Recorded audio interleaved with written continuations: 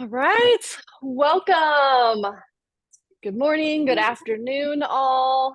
Thanks for joining us today. We have our NCPEID APE collaborative for February.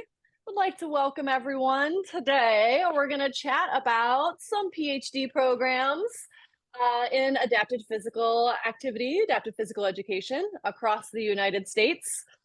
In January, we had a similar discussion about master programs, and I thought that was really great. Picked up a couple new ideas to incorporate into our program. So very excited here to learn about some of the different exemplary PhD programs throughout the United States. Again, these are not the only exemplary programs. These are just a few strategically throughout the US, but wanted to share to just to start exposing others if you hadn't heard of some of these programs and some of the great things, and also just kind of what goes into getting a PhD in APE.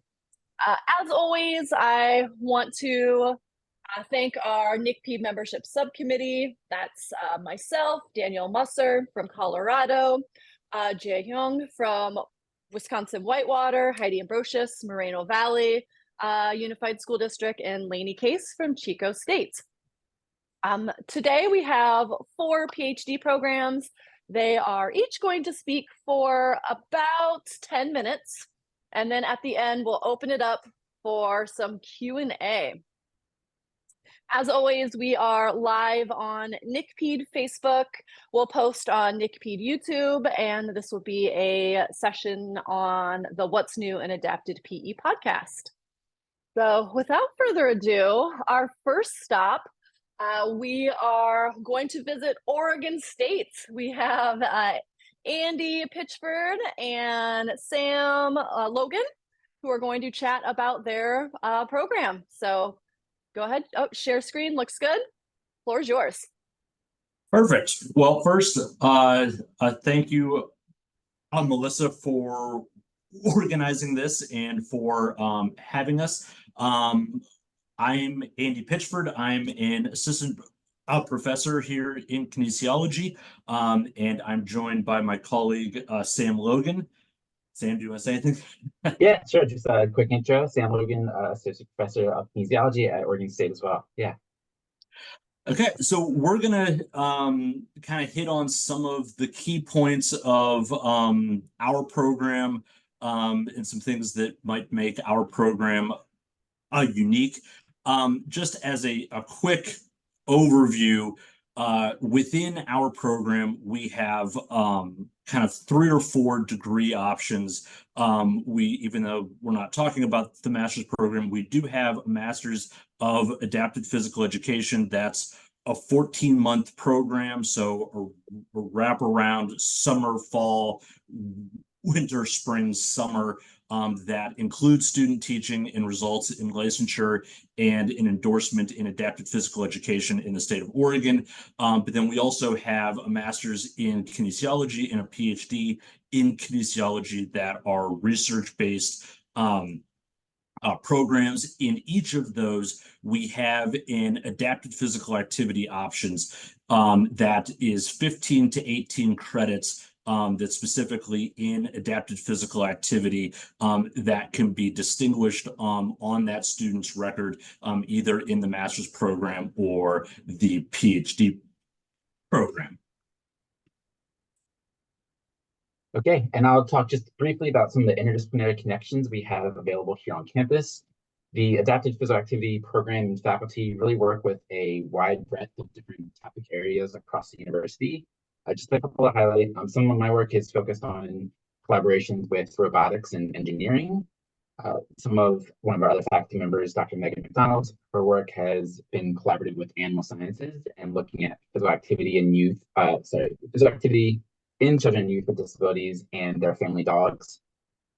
We have a great psychological science program in the College of Liberal Arts, and Dr. Kathleen Bogart is a great collaborator of several of ours in the area. She studies disability, disability pride, and she teaches a psychology of disability course that almost all of our students end up taking at one point or another. There's also the Center for Global Health. We've had some students work on a project, a community-based participatory research project in Botswana with disability education. The Haley Ford Center is also another resource that connects children and family and youth and aging and all kinds of different research topic areas from different people across the university. Okay, so what makes our program probably unique is that we actually have 5 faculty in the adapted physical activity and education area. Chen Beamer is a clinical assistant professor. Sam Logan is an associate professor. Megan McDonald is a professor and is our school head, what other people might call a department chair, which is really a great asset for us because we have an administrator that really values our program. I'm a relatively new assistant professor here, and Heidi Wegas is a clinical associate professor. So what's also unique about Oregon State compared to other institutions is our clinical professors are able to accept and advise graduate students just the same as our tenure track faculty. So we do have 5 faculty that can take on and engage doctoral students, and we all come from a slightly different backgrounds within these areas. And within that, we also have a very interactive research culture here. Within our adapted physical activity lab group, we have 3 independent labs, and I'll let Sam introduce the first 2. Yeah, so the first one is the one that I direct, the Disability and Mobility Do-It-Yourself Co-op. So the primary aim of this research program is to provide mobility experiences to young children with disabilities through modification of off-the-shelf battery-operated ride-on toy cars. And so we adapt them in a couple of ways to make them more accessible. And then we do a host of designing and implementing interventions to see the effect of those early mobility experiences, or what we're calling on-time mobility experiences for those kiddos.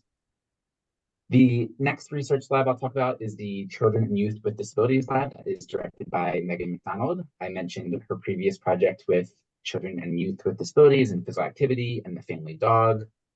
I believe that has expanded out to involve the family cat as well. So if you're interested in learning more, Google away some super fascinating stuff. And I'll pass it back to Andy for his lab.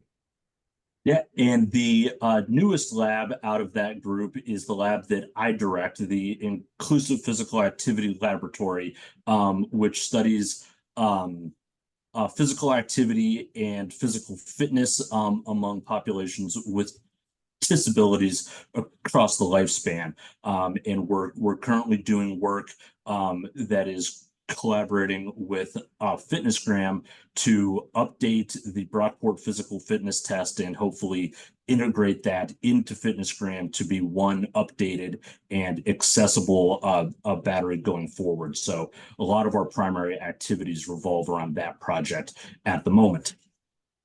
In addition to research, well, I'll say our PhD students, their first priority is research within their scholarship. We do have a number of programs that support our local community and provide our graduate students with a lot of hands-on opportunities, both for leadership and for engaging with students. Our premier program, or what the face of our program is Impact, which started back in the 1980s with John Dunn, and is a Friday night swim and gym program that many other places have as well. We've also created Impact for Life, which is a transition program for older teens in young adults, where instead of coming on a Friday night, we facilitate them going out into the community, still with some partnership from our students, including our undergrads, for them to be able to access that. And almost all of our graduate students are going to have a touch point with helping to manage or oversee at least one of these programs during their time. Okay, and I'll briefly go over 2 of these 3 programs as well. We have the Adaptive Exercise Clinic, that is physical activity experiences for adults with disabilities. We made the conscious decision a few years ago to change this from its own sort of isolated adaptive program, and it's now housed within our faculty, staff, fitness, and physical activity program context. So implementing it, trying to implement it more within the community itself. The second program is the Go Baby Go Oregon program. This is essentially the community outreach aspect of modifying ride-on-toy cars for children with disabilities to use. And that has been going on since I arrived here, and still going strong. And Andy will talk about Special Olympics. Yeah, and the last one, we've had a growing a relationship with Special Olympics Oregon. I oversee our Special Olympics health promotion for the state, and through that we're able to engage all of our students in conducting health screenings and education events for Special Olympics Oregon, and there are opportunities to both do that as a service, but then to engage with that data on the back end for research purposes. And that's something that is relatively new, but is continuing to grow. And as a potential graduate student, there are 3 funding mechanisms. You could be a teaching assistant, where you assist with the instructional delivery of specific courses. A research assistant, where you're funded on a faculty member's grant to execute some of those research activities specifically associated with that project. Or lastly, we often have fellowship spots available that is funded through the U.S. Department of Education and Office of Special Education. This latest one has been with a consortium of multiple institutions and universities.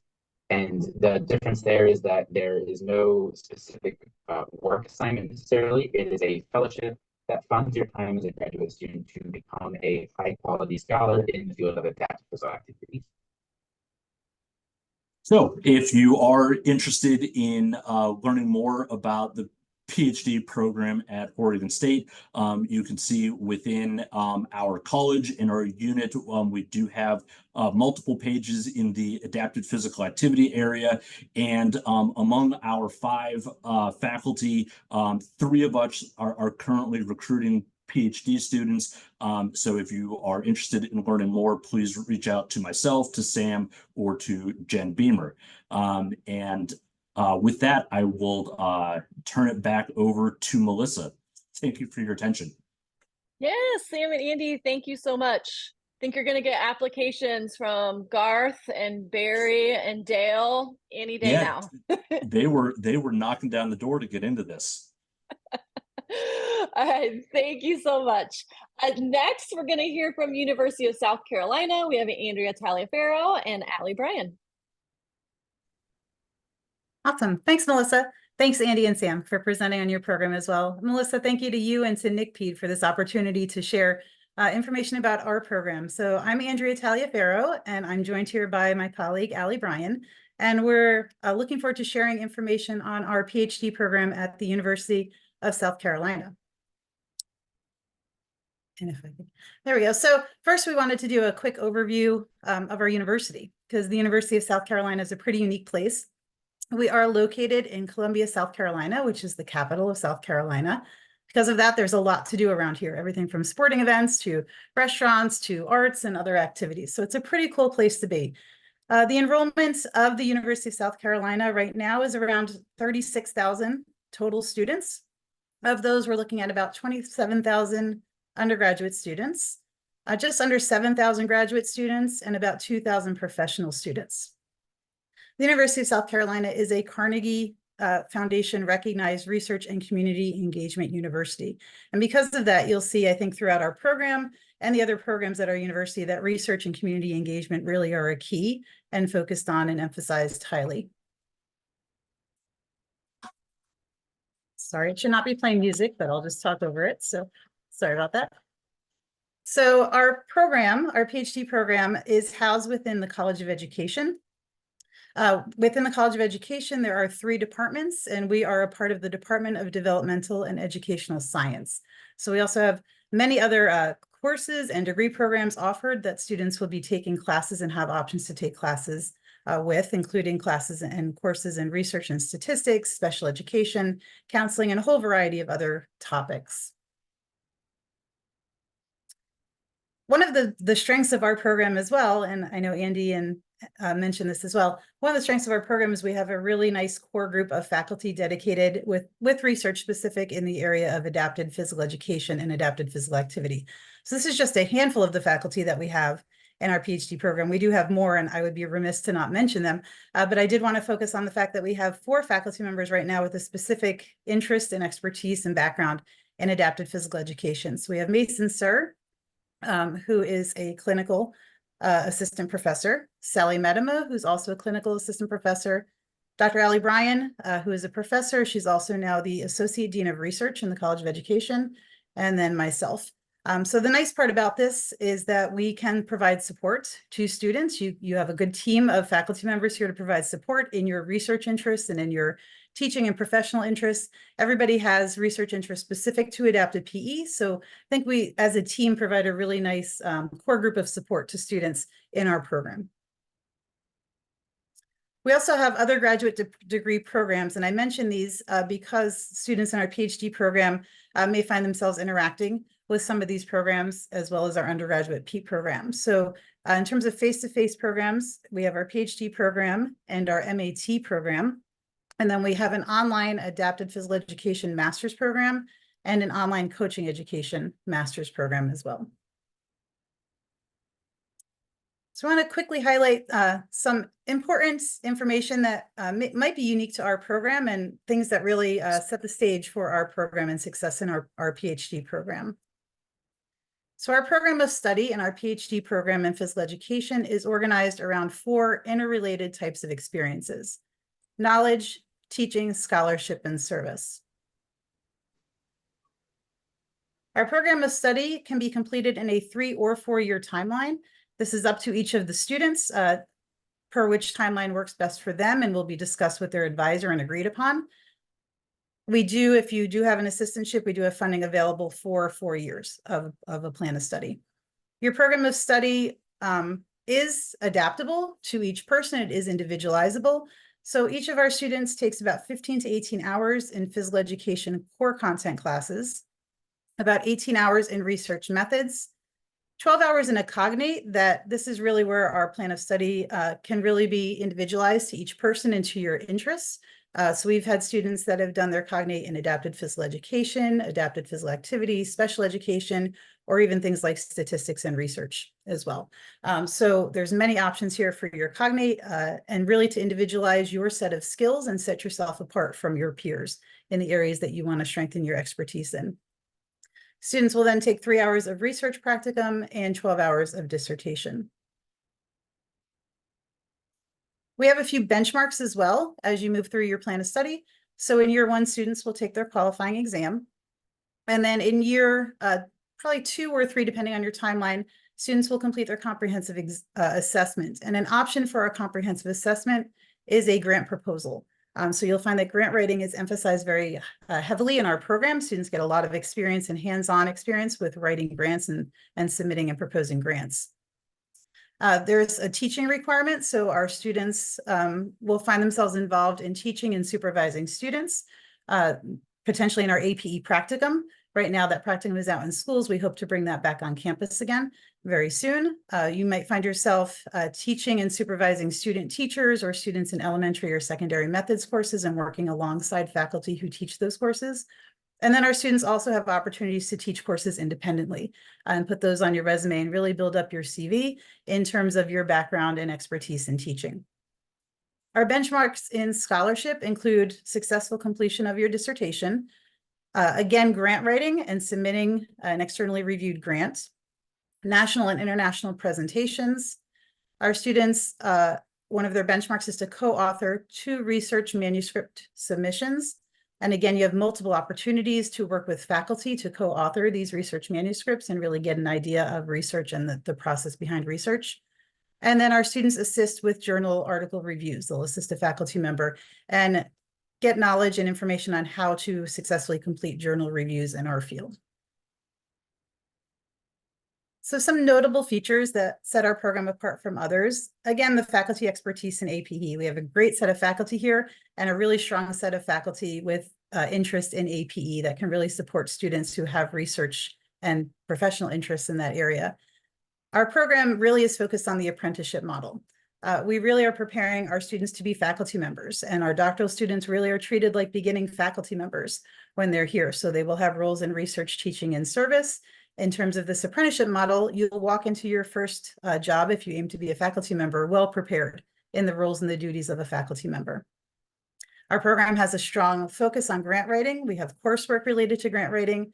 Again, the qualifying exam focuses, has a grant writing option for it, where you will have a grant externally reviewed.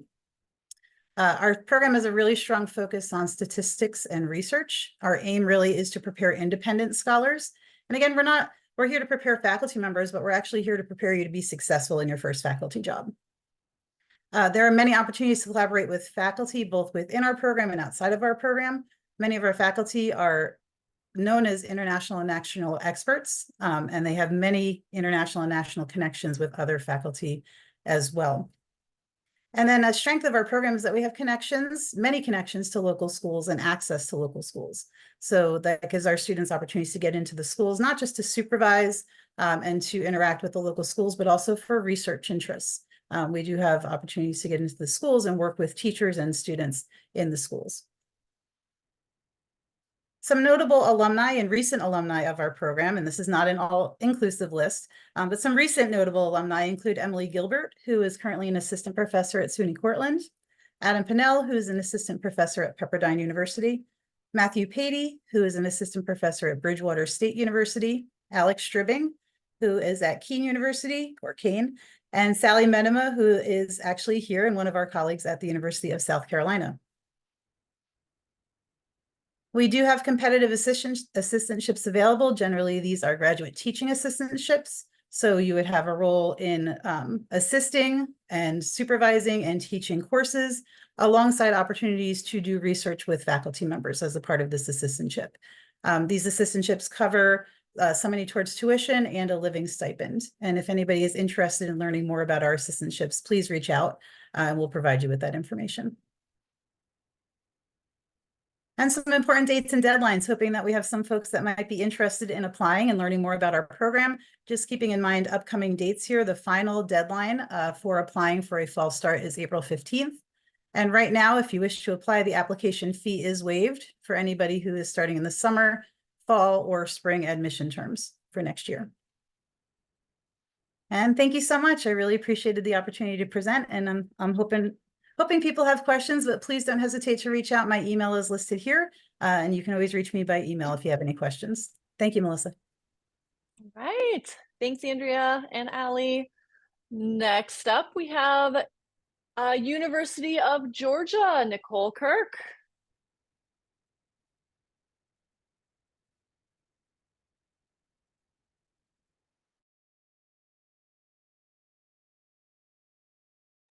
Sorry about that. Thanks, Melissa. Can everybody see my PowerPoint? Awesome. So hi, I'm Nicole Kirk. I work at the University of Georgia. I'm an assistant professor in health and physical education, sport pedagogy, and adapted physical activity.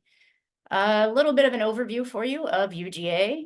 We are the flagship University of Georgia. We are about 65 miles east, tiny bit northeast of Atlanta, and we are about, I don't know, 3 hours away from Andrea and Allie up in South Carolina. So we have an MS, in addition to our PhD program with a focus in adapted physical education and activity, we also do have an MS program in APE that is kind of just getting off the ground right now. So We're happy to join the ranks of the MS and PhD folks in providing quality training and adaptive physical education.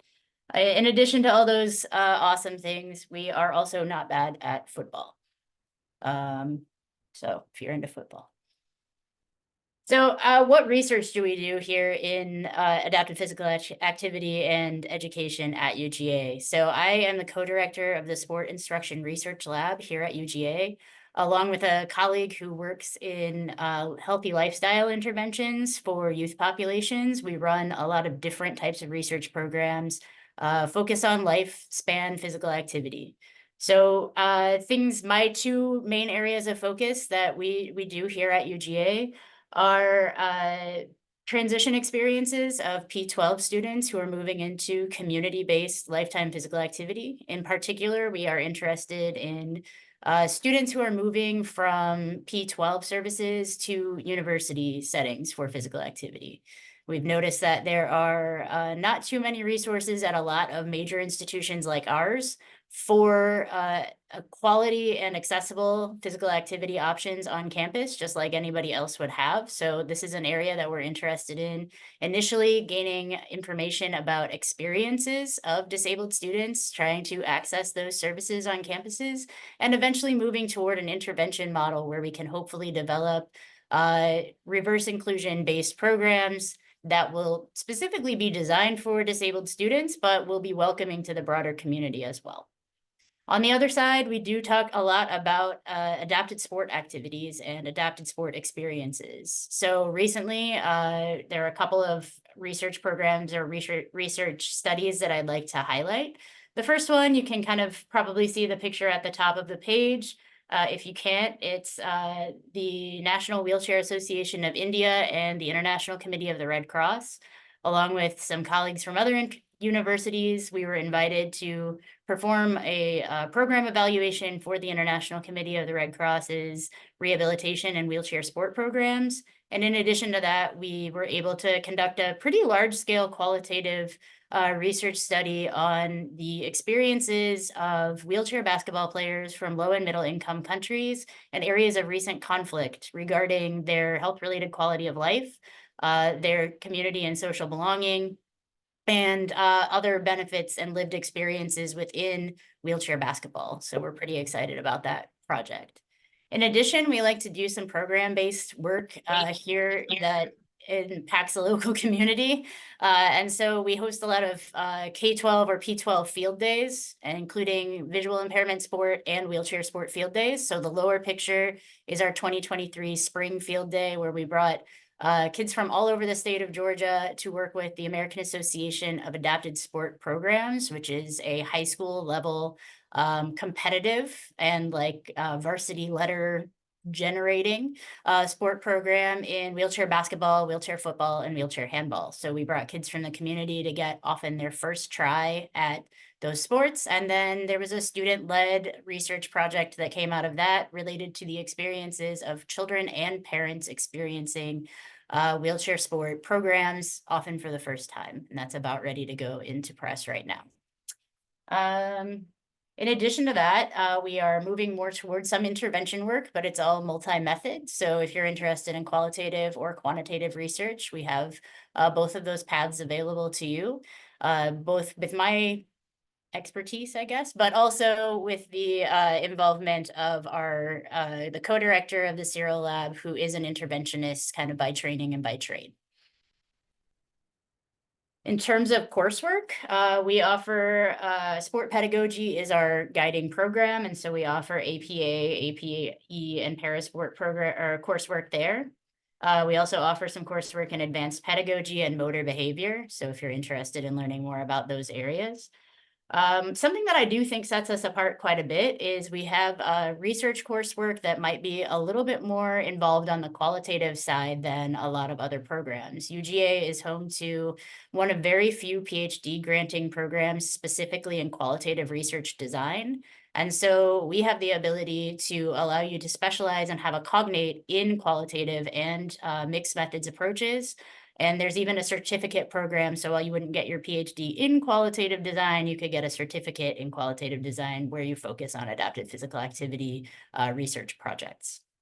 And then we also have strong relationships with our special education faculty. And so we often kind of trade students back and forth who are able to take coursework in both discipline areas to expand their knowledge and gain a little bit more of a holistic idea of what's going on for disabled students in P12 settings.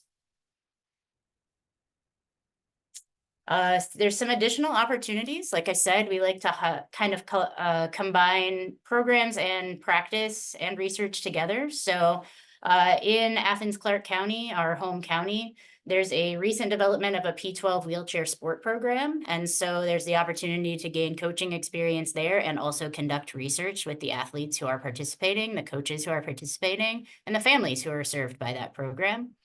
We're also involved with goalball, both on campus. We're developing a reverse inclusion goalball team here at UGA. So that's kind of programming oriented. But again, that kind of begs for a case study a little bit of what's going on with developing a goalball program. And we also work with Georgia Blind Sports Association out of Atlanta fairly frequently. And so there are research opportunities there that are as yet untapped, but I think there's plenty of time. We also have a lot of collaborative programs that we are able to offer because like Andy at Oregon State and Sam at Oregon State, we are part of another OSEP grant, the other OSEP grant in adapted physical education at this point for the PhD level. And so there are opportunities to work across other universities, particularly Old Dominion University with Dr. Justin Hagel and University of Illinois with the guy you're going to hear from next. And then funding. Everybody likes to get funding to go to school. So we are funded by Project Caper so that like the opportunity that Andy spoke of earlier, this is a fellowship or considered a scholarship opportunity. So you wouldn't have a specific work assignment. However, it's a pretty good package. It's open to US citizens and permanent residents only, unfortunately. But it includes a full tuition waiver, cost of living stipend, and annual travel funding for domestic conferences. And then for people who maybe are not eligible for the CAPER funding because they are international students or non-permanent residents, we also have GA ships through the Department of Kinesiology. Those can come in a few different forms. All students at UGA are required to take an undergraduate PE class. So a lot of our students are funded by teaching those PE classes. And you know, folks coming from APE and PE backgrounds tend to have a really broad and valuable skill set for those types of courses. So we've got a lot of luck with funding those. We also have swim and gym programs like everybody else. And so we have lab instructors who work with those. And we do have an adult disability practicum, and we have sourced the majority of the staff for that from APE, APA graduate students. So those are all opportunities.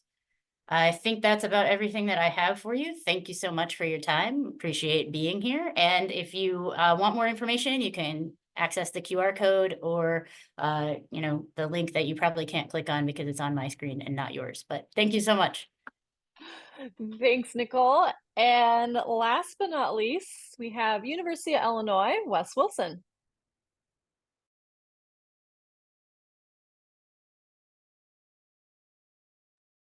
All right, hopefully everyone can see my screen. Awesome. I feel like that's the thing that we always say when we start these types of presentations.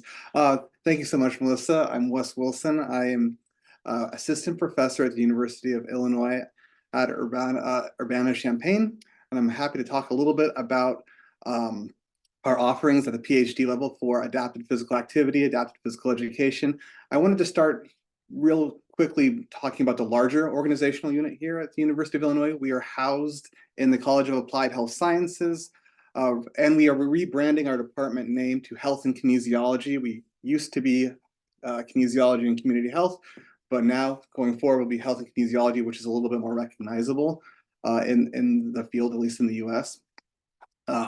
We are situated specifically in the pedagogy and physical activity track of the PhDs that are available in our college. I don't want to spend too much time talking about that because I want to get into our pedagogical kinesiology laboratory, which is the centerpiece of our doctoral training for students who come to work with us. And so as you can see on this website, we have a number of resources to help people that may be interested in pursuing a PhD in adaptive physical education and pedagogy. We have 4 major research strands that our lab looks at. We look at PE workforce development and teacher socialization. So much of that work is qualitative. However, we do large national sample quantitative work regarding those types of workplace experiences as well. We looked at the subjective experiences of children in physical education and physical activity settings, including children with and without disabilities. We look at the application of a variety of different motivational theories in the PE, APE settings. And then finally, our work has extended into social and emotional learning across the board for both children with and without disabilities. And so this lab is possible because we have so many faculty at this university who are contributing to our mission, which I will show you next. And I must say, I'm really proud of our logo. We had this logo professionally done. And so we're going to be branding it quite a lot going forward. But our lab's larger objectives are, I'm not going to read them all, but they're on a website that we can provide Melissa and members of the this collaborative. But largely, we want to seek to advance scholarship through our faculty and our doctoral student research, with the goal of supporting a favorable future for teachers and learners in physical education and activity environments, including those with lived experiences of disability. We also are expanding that to look at the socialization of doctoral students who go through our APE doctoral training program or our PE doctoral training program. Our lab is maybe not unlike some of the other labs that you've heard about today. Our organizational structure is pretty simple. I am one of the co-directors of the PKL, along with my colleague in pedagogy, Dr. Kevin Andrew Richards. We do have a grad student lead who's a doctoral student who helps oversee the lab projects that are happening, helps send emails out to our research teams to keep everyone on the same page. And then a majority of our doc students are running their own projects, and they're overseeing either master students who are working underneath them in some capacity or our undergrad research team. And so we try to follow a very logical flow to make sure that we get the projects done and that all of our support is getting what they need to be successful throughout the research process. Also on our website, we talk about all the faculty members and our current students that are in the program. So if you're interested in learning about some of that information, you can go to our website. You can see all of our faculty that are associated with our lab, as well as students, and learn from their student experiences. I just want to highlight a few here. So Dr. Kim Graber is our department chair now, but she was instrumental in setting up this lab starting about 2 decades ago. Two plus decades ago. Amy Woods is also another pedagogy researcher. She's also moved into admin as the Associate Dean of Faculty Affairs. But we get a lot of support because they're in admin roles in our college and at our department level, which is really nice because a lot of times pedagogy and APE programs aren't the focal point of decisions that are being made. So we're very fortunate for that. I mentioned Dr. Kevin Andrew Richards. He is my collaborator and he's my co-director of our lab. And so he does a lot of work in pedagogy. He's also starting to shift over to some more APE work as well because of our working relationship over the last 10 or 15 years. And that's what I looked like before the pandemic. And I'm also one of the co-directors of the lab, as I mentioned. We also have 2 other PhD level clinical assistant professors who teach a lot of the pedagogy coursework, but it's very nice because they can also serve on dissertation committees, which gives us 6 PhD level faculty that are supporting our lab and our APE doctoral program.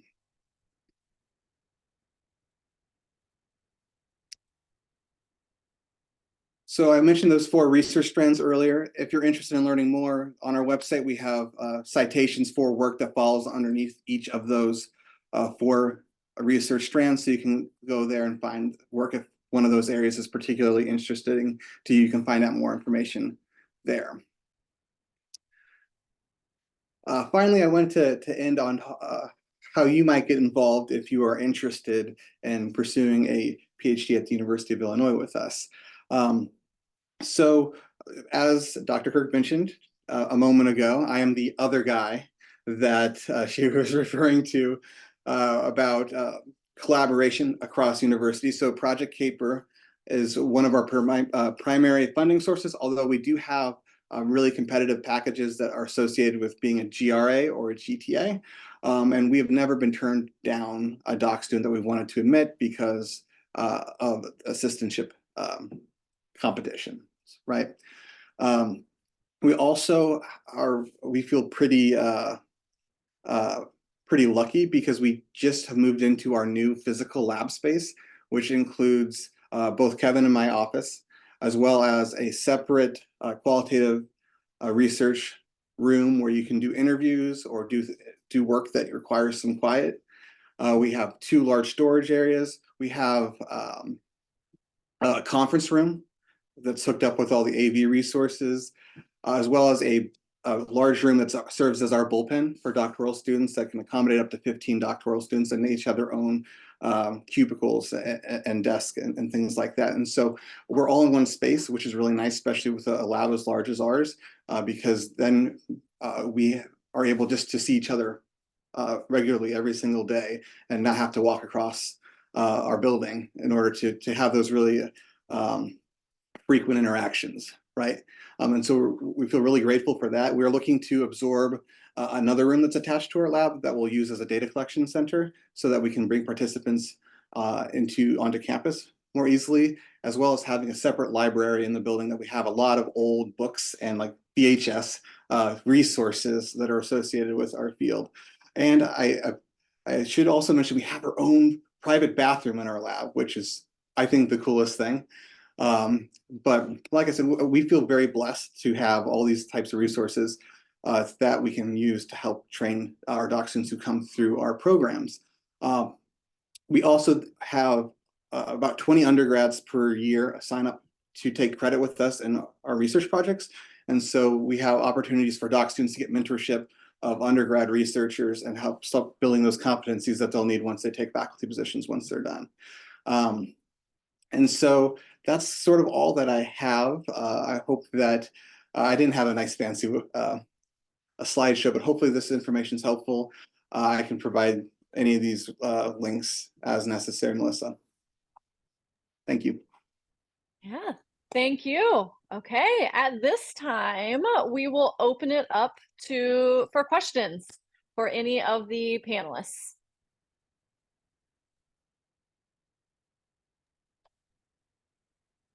All right, I'll start first since maybe we're a little shy. My question is, what is the biggest challenge that you all have with your PhD program?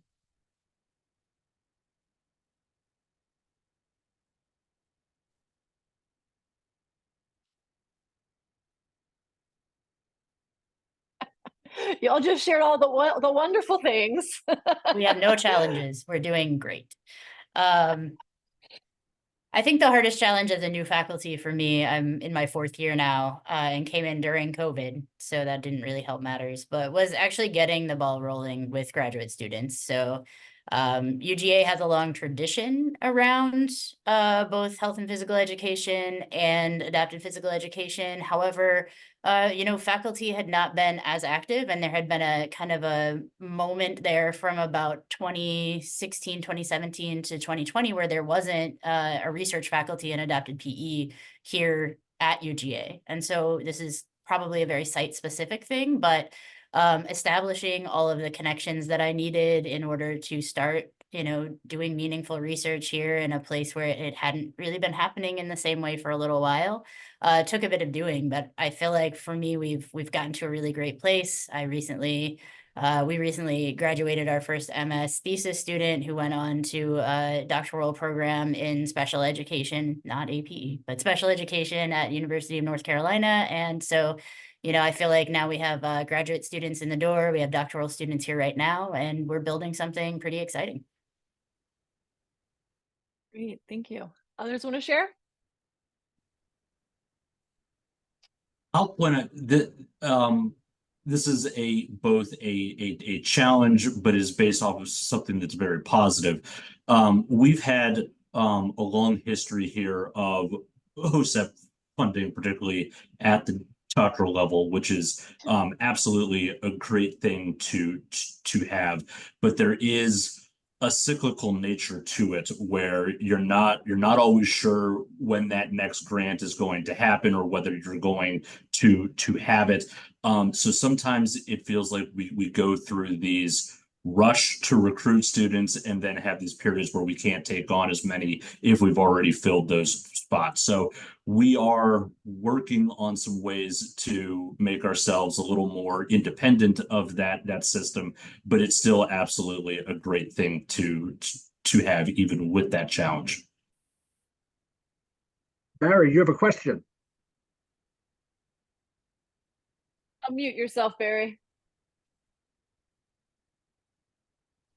Nice presentation, everyone. And you talked about preparing faculty members. So can you talk a little bit about the challenge if this new faculty member gets a position at a tier 2 university or a small college, and they may have to teach 9 to 12 semester hours per semester, 12 units, 12 units.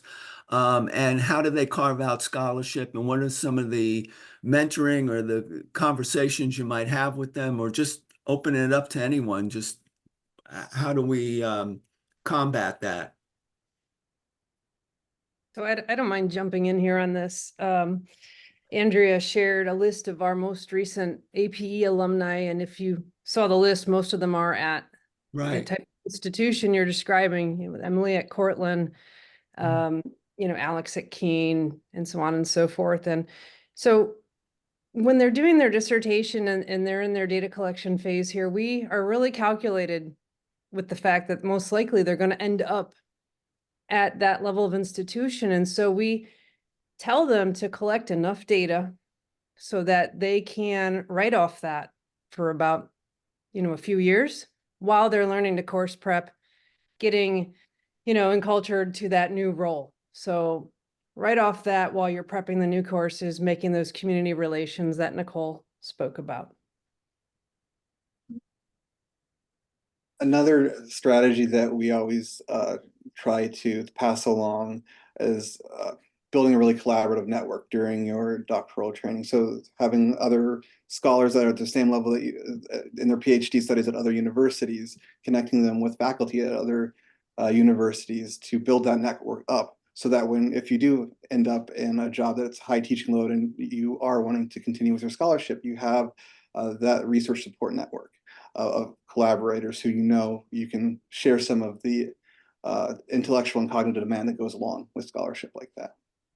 Yeah, just piggybacking off of what Wes said, I think that for both the MAMC grant that Andy and Sam are on, and the CAPER grant, one of the features of that is that we do not only allow for, but kind of expect inter-university collaboration between both scholars on the program and then also faculty members. So all of us, I can only speak for CAPER because I'm only on CAPER, but all of us are overseeing projects with, scholars from multiple universities. So right now, one of Wes's students and one of Justin's students are doing data analysis with an old data set that I happen to have. And so one of my scholars will jump in and collaborate on the manuscript construction once it's in a place for that. And I'm kind of overseeing the whole project. So they have the opportunity to not just hear the voice of their own mentors, but others in the field, and they can kind of grow up with peers who can support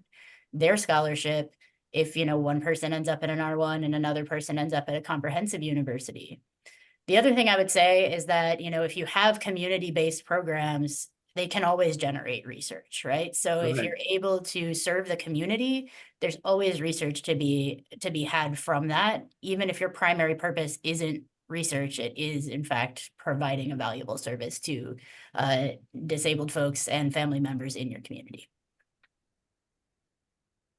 I'll also add one other point is, I think it's important in the mentorship process to through participating in a variety of roles during the PhD training, through research, through teaching, through community programming, working on some of those time management tasks and strategies early on during that period, so that you then enter into that first position with the skills that you need to handle a lot of competing interests. And I know we all struggle with aspects of time management, but building that into the mentorship process, I think, is an important step to prepare students for whatever situation they're going to be in that first job. Yeah. I would think, Barry, I know you have a question, but since you asked one already, I'll jump in. No, I'm done. I would think the one thing that all of you experience, and this is, I certainly did the last few years before I retired, was recruiting strong applicants for the PhD. There were fewer and fewer people who wanted to go on for their doctoral degree. And I'm not sure what I could do to increase that, but I really encourage you. I got many of my best doctoral students by going to conferences and recruiting them. Don't wait for applicants to come in, go after them and look at the presentations, look at the posters, and go up and talk to them, and then tell them about your program. I'm very, very disappointed this year. I'm serving on OSEP review panel. They're not funding doctoral programs this year in Adapted. And so I'm serving on the related services panel. And that disappoints me. Us too. Could you speak to that? How do you all recruit? How do you find your PhD candidates? So specifically to Dale's point, both MAMC and CAPER will be recruiting at Shape America this year. There will be an actual booth in the actual giant room with all the gopher stuff and gator skin balls and can jam and research posters. So we're really happy that that's going to happen, because it does give a landing space for people to walk by, grab a stress ball, you know, ask some questions, see a QR code, hopefully file it away later.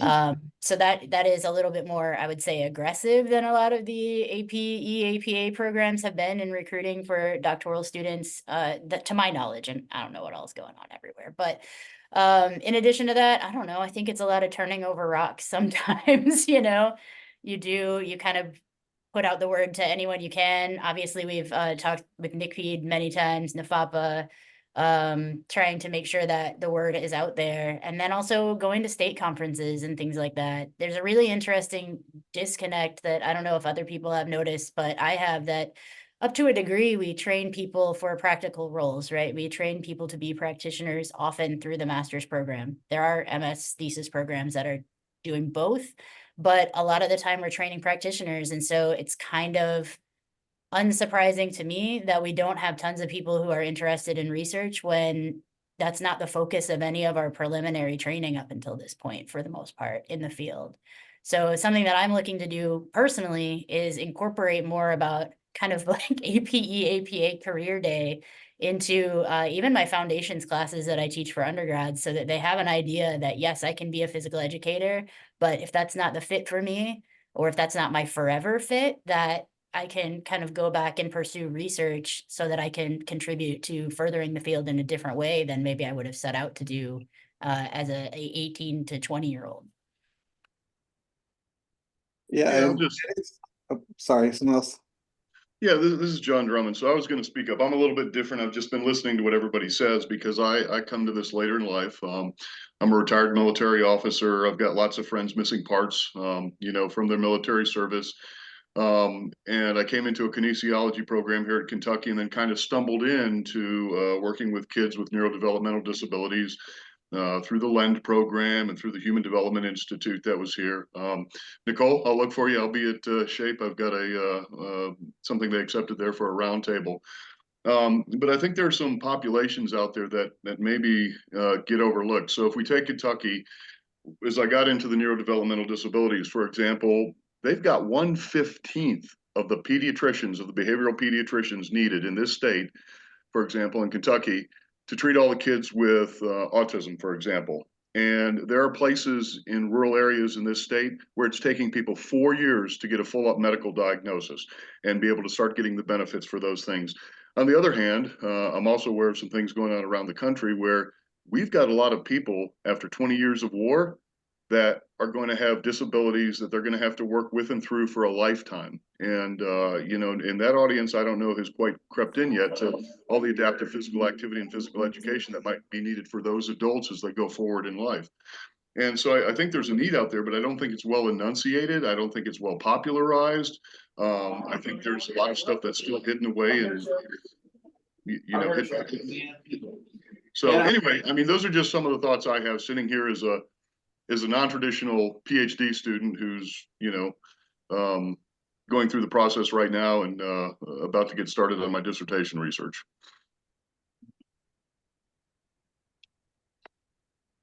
Great. Any additional, Wes, I think you had something there that you were going to add, that you're going to add?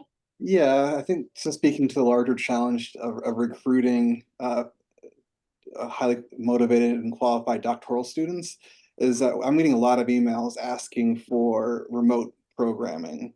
And, you know, we are not set up to do that in any way. We don't have the capacity to make that a good experience for the student at all. And that is a problem. And then particularly those with teaching experience, having them come back to be on a doctoral stipend, even though they are more competitive now than they've ever been in our field, that is a real challenge. And so I think we're seeing our doc students coming in with less and less teaching experience. And so then, you know, how are we providing that additional exposure when they're in the doc programs? And so these are things that I think about as far as like where I can recruit students and who is most likely to be willing to embark on sort of a wild journey to get a PhD and like not knowing where they're going to end up post PhD. It's challenging. In terms of recruiting, serving on the review panels of these grants frequently, you learn that OSEP has a focus at one point in recruiting minority individuals, which is great. And there are websites, Facebook sites that you can go to as a faculty member that specialize in graduate students going on for graduate training, whether it be at master's or doctoral level, and you can put an announcement in there and it's distributed all over the country. And I don't think APA people use those sites. I mean, I never did. And, you know, that was a weakness of mine. And so I would go after those sites and make sure you put an announcement and a lot of times they won't necessarily know what adaptive physical activity is. So have a brief description of what the heck it is. You might get some, you know, recruitment done. Dale, could you put that in the chat, whatever that website was? I would love to. I didn't say it was a specific site. Oh. I would search on minority graduate students or something like that. Put in some key terms. If I went back to any old grants, and again, I may be able to help you. I'm a reviewer in a couple of weeks, and I've got to read 8 proposals, and I would hope some of them have those sites in it. And if that's the case, then I could do that. I don't remember the specific sites, but there are multiple ones.